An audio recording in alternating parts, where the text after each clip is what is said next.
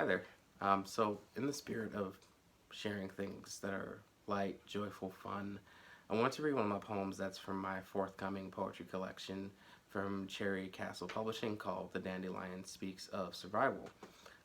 The second half of the book speaks a lot to the idea of how we resist in terms of our fervor, our militancy, but also just the ways we celebrate um, the joys we have within our community.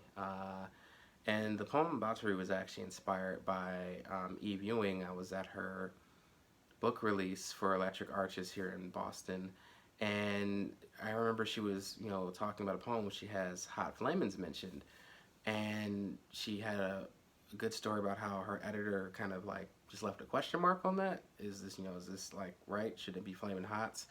And she went through the whole kind of like story of like in the Chicago area, a lot of black folk will call Flamin' Hots Hot Flamins. It was just that was what we called it. So not too long after that, I ended up writing this poem because I was like, oh yeah, that was like a huge part of my childhood. Like everybody had Hot Flamins. Like either you were selling them out of your book bag in school, you had some with like cheese and like taco beef from like the corner store.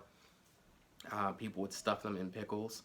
Uh, Flamin' Hots just had a huge spot in our community, and you just would see kids with them everywhere. So I just wanted to kind of capture that in a poem as a way to kind of celebrate, what is a not just a cultural norm, but a cultural joy. So this poem is called "Ode to Hot Flamins," and it's going to be from my forthcoming collection of poems called "The Dandelion Speaks of Survival." Fingers slathered in blood, red residue, sticky dust, saliva-soaked remnants of inferno inside Chester Cheeto.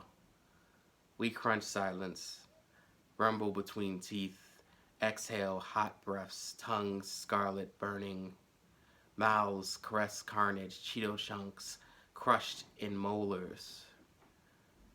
Don't you know crunchy curls could never ignite the heat of many hands stained sanguine, fighting for a bag of hot flamins? Chili crusted corn snacks slur words, spit sucking heavy breaths. We pray to water swished over gums, gargle for grace. The burning, tangy flame tingle nestles on taste buds. Snot exiled noses from fingers, palms, knuckles. We lick every grain, snatch more fistfuls of fire.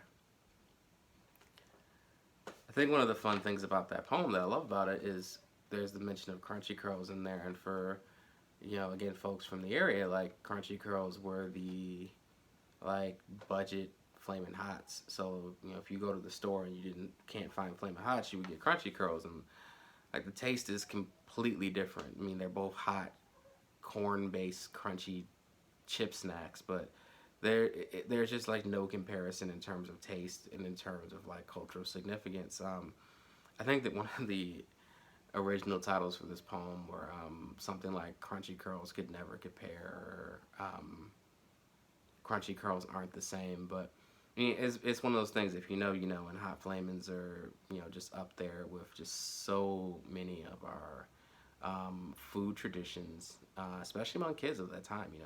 Back when God, a small bag of chips was like 25 cents, and you can go and get four of them from the corner store, and they wouldn't charge you tax. So like with $1, you could get like 4 bags of chips, and then maybe with a few more quarters, you can get like a soda or something. And again, like stores weren't charging you tax, so like you could just bring what little money you had. So again, like let's see what we can celebrate those small joys in our work and in our poems and how we communicate with each other. Let's keep it rolling.